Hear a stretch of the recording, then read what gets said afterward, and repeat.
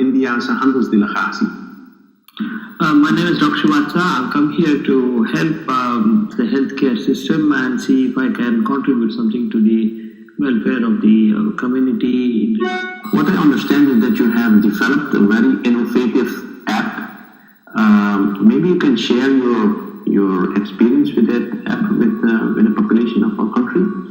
My major work is to do with understanding what makes a patient access healthcare. Emergency Carrie speaking. He's here. That they're hepatitis positive, that they have TB, or whatever disease it is that could be communicable.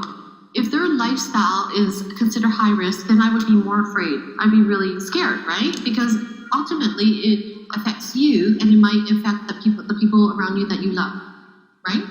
But hopefully it's not. Why do they go to see a doctor, and with what problems they do go? So when I analyzed that, I came across a very interesting concept where I could bifurcate it into two segments. One is a serious illness which family doctors cannot help. You have to go to the hospital. The other one is the one which can be managed in the community. So using these two criteria, I developed a small tool where I differentiate between serious and not serious, or well and unwell. The symptoms which you are going to see on my app or the software are the ones which does not require any input. So my tool is 100% safe. I have not created it one day. I have taken 10 years to develop this hypothesis. Okay, and you're a medical doctor yourself, you're a medical specialist. Can you tell us something more about your previous experience? I'm a doctor who worked in pediatric intensive care and critical care for almost 20-25 years. My job was to train my junior doctors and medical students how to learn and act and decide what to do when the patient presents to them with a symptom. In other words, they should be able to work in the community and differentiate between common illness and serious illness and make sure that they send the serious illness straight away to the hospital and handle the common ones. This is what I've been training for almost 20-25 years. And when I worked in England, we get new batch every 6 months. So in other words, I have repeated the same kind of process for almost 40 times. And based on that, I've come out with this app.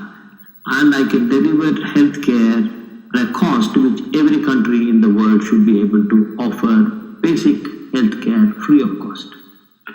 But for who is this app intended? Is it for the doctor or is it for the patient? This is actually targeting patients because I want the people to understand when they should consult a doctor. Without understanding, just because I have pain in the head or a coughing, they get very anxious and they run to the clinic to see a doctor like me. And when they come down, actually there is absolutely nothing I can do to this symptom. It might be just a common thing which goes away 1 or 2 days. But there are similar symptoms which are actually serious.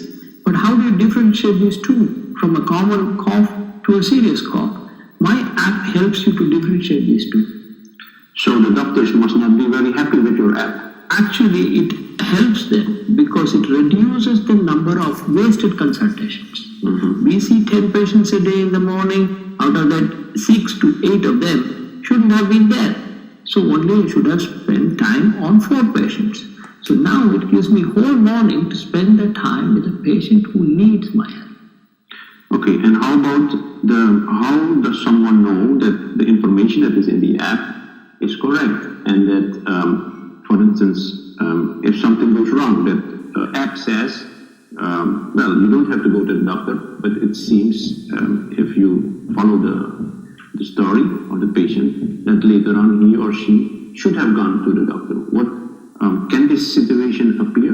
When I started work, initially I selected 12 symptoms which are common. I tested this hypothesis. A year later, I took away 3 symptoms out of that. The reason was any of these symptoms, I had to see a patient or I had to do any examination like checking the blood pressure, looking at the eyes, feeling the pulse, whatever it is. I took 3 symptoms off. Okay, you have also visited some hospitals. In what way do you think that you yourself and maybe other members of the delegation can be of benefit for the healthcare sector in Suriname besides the app that you already mentioned? To integrate the whole healthcare system into one package, utilize the best of each and everything, make sure the cost goes down, and definitely I don't want people to be crowding up in the hospital. The more crowds we have, the more infection occurs. Cross-infection is going to be a major problem in the next 5 years, and I think we must address that right now, otherwise it is going to be a threat to the medical profession itself. Infection is one we have to be very careful. If we don't stop abusing antibiotics, if we don't identify early, the whole community is going to be on wildfire.